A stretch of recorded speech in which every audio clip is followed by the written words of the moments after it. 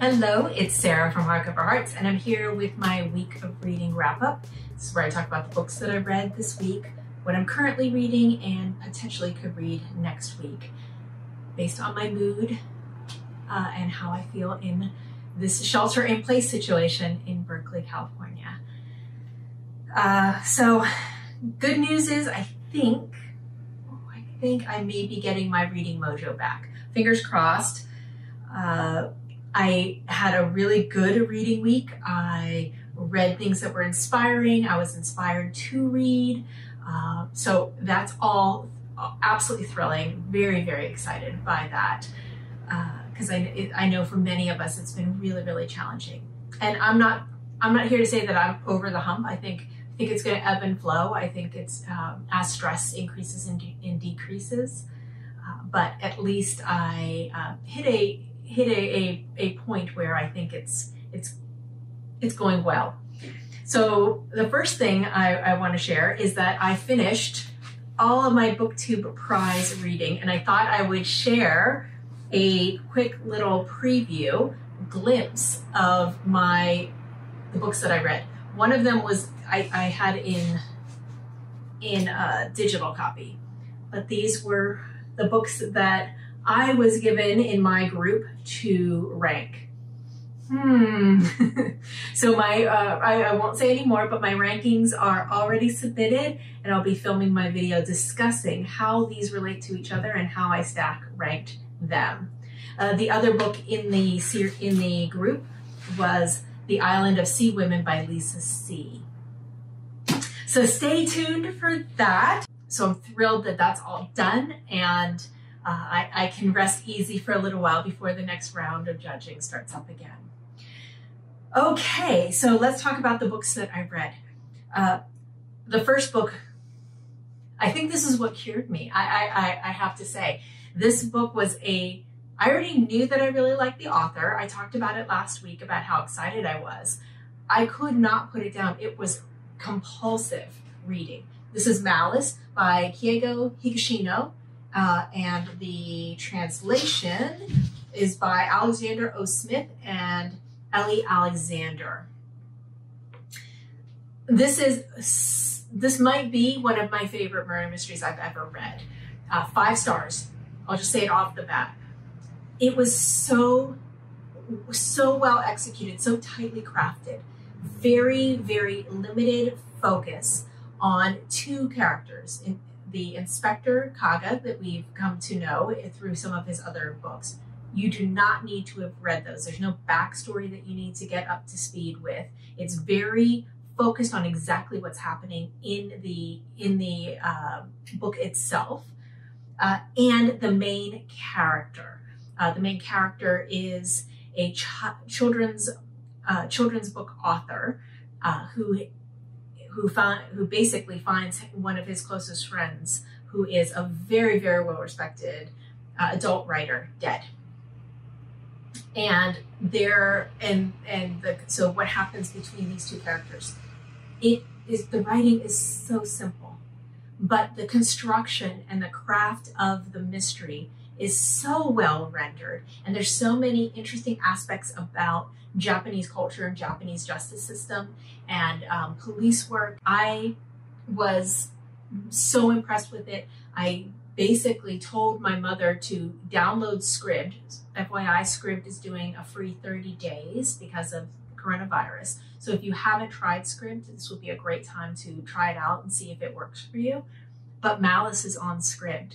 And because my mother's library is closed, I talked her through how to download Scribd and how to upload Malice, and she was off to the races. It, just like me, propulsively read it, and also enjoyed it very, very much. So this I cannot recommend more highly.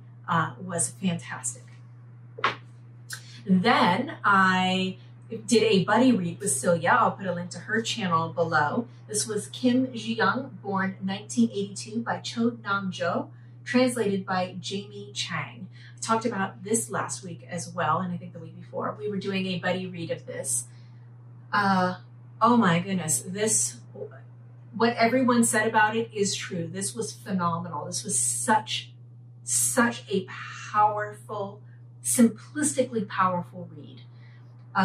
What I liked most about this book was we follow the life of this woman who we open with her having what appears to be maybe a breakdown. She's a young mother, her husband's worried about her, and she's acting very, very strange. And then immediately it goes back in time to talk about her grandparents, and we follow her lineage. What I love is the quick jumps in time allows this to propel really quickly. It's very slim. So you've got this propulsive moving through the plot and through the story. At the same time, the characters are both universal. There's a universality to them, but they're also very, very specific. And what happens to them feels very, very well crafted, well discussed.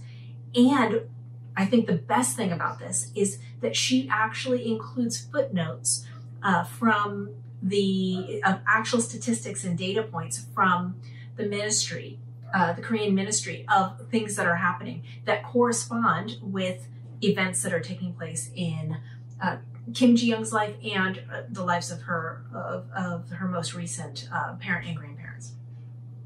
And I thought that was tremendously effective to help universalize some of the experiences taking place in this book. And yes, what people have said about the ending, 100%. The ending is such a jarring, fantastic ending to the book. I cannot recommend this more highly. Yes, please read this. It was phenomenal. So 2 amazing reads.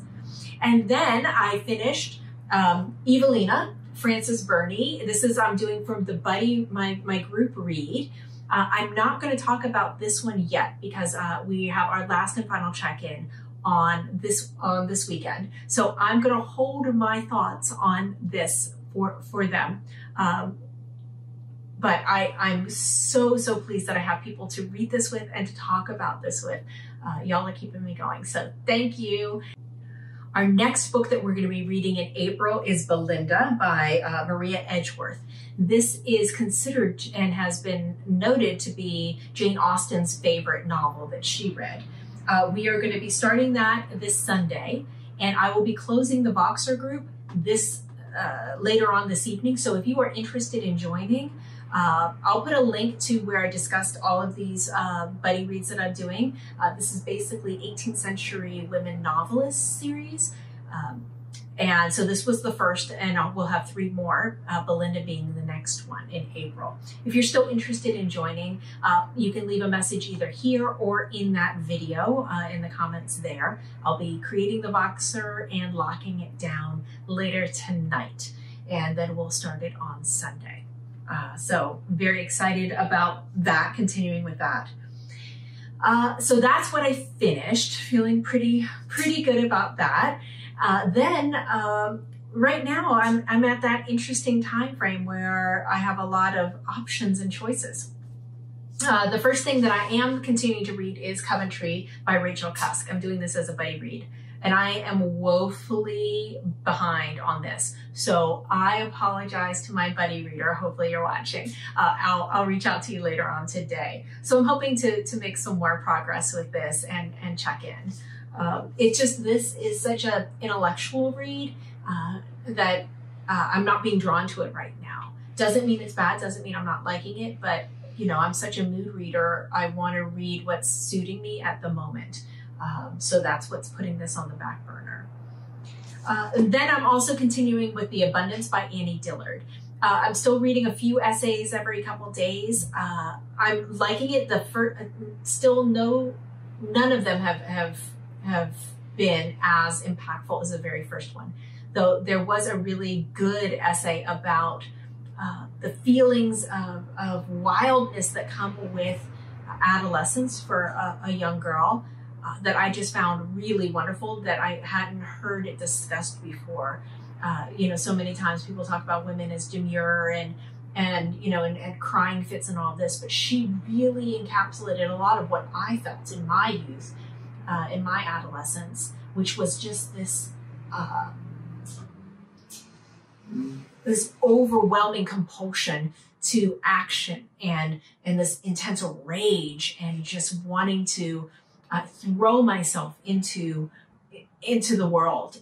And she captured that so well. I'll put a link to the name of that specific essay below. Something that I did pick up this week, and I am currently making my way through, which might seem very not me at all, but there's a backstory to it. So I heard that the artist Uderzo passed away this week. And Uderzo was the artist for the Asterix and Obelix comics. I'm not sure if you can see this. This is the first one. This is Asterix The Gaul. These comic books were so pivotal in my childhood growing up in Mozambique. We would go, every once in a while, we would go into South Africa to get groceries and the like. And my mother would always pick up some books for me. So it was like Nancy Drew's, Smurf comics, these and Archie comics were always the treats that I got. But these, Nancy Drew obviously fell in love, but these as well. My Lord, the Asterix and Obelix comics, I found these so hysterically funny, and it taught me my love of puns and language, because what they've done is they've taken Latin and Latin names, the Romans as well as the Gauls, and they've really made them hilariously funny and character driven. So when I heard about his passing, I really wanted to do a little homage, and so I grabbed the stack that I have.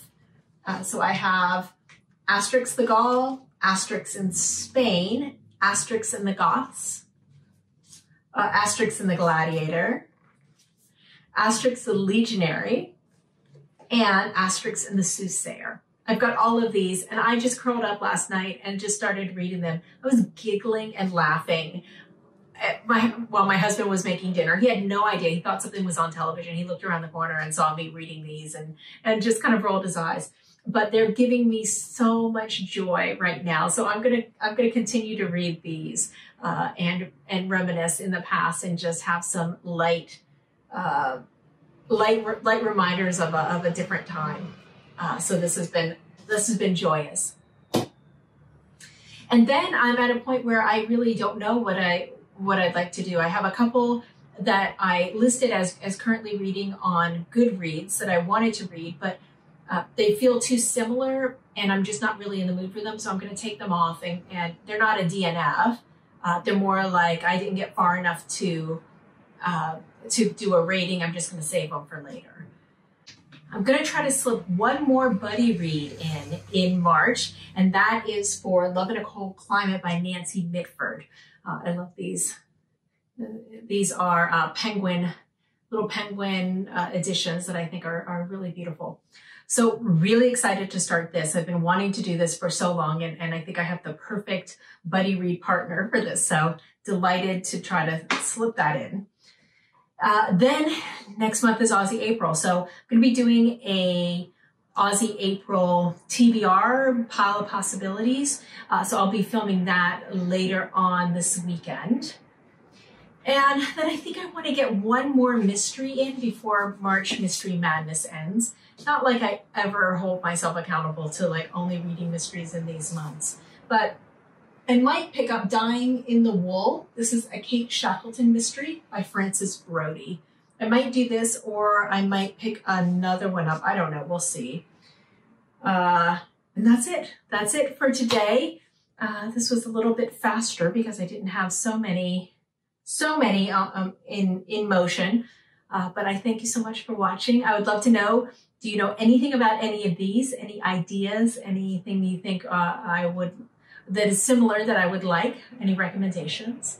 I hope you're all staying safe, washing your hands frequently, not touching your face, most importantly, corresponding with social distancing and isolating as appropriate so we can flatten this curve and come out of it the other end. Thank you so much. Look forward to talking to you later. Bye.